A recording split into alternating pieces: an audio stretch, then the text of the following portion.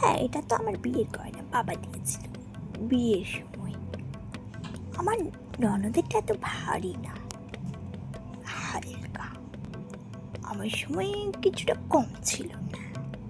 এই শোনো, আমার জন্য জায়গা রেখো, আমি আসি গো। একদম খাওয়ার সময় হচ্ছে না, এত কাজ, আমি আর পাচ্ছি না। আমার কি কম দায়িত্ব? আমি একমাত্র বাড়ির বউ, সব কাজ আমাকে নিজে হাতে। এই যে সব কিছু মেয়ের মাকে জিজ্ঞেস করার কি আছে? আমিও তো বাড়ির বউ, আমাকেও তো জিজ্ঞেস করতে পারো কি আছে। হ্যাঁ, বলে দেব। এই ওটা ওখানে রাখবে না। কে বলেছে? মা বলেছে? না, এটা ওখানে রাখবে না, এখানে রাখো। ননদ পুরো আমার বোনের মতো, সেজন্যটা আমি বললাম পার্লারের লোককে বুক করে না। আমার বাবা দায়িত্ব পড়ে যায়, তখন আমি অত পারব না।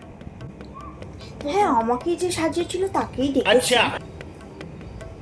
হ্যাঁ, ও খুব ভালো সাজায়। হ্যাঁ, আমাকে তো খুব সুন্দর লাগছিল বিয়ের সময়।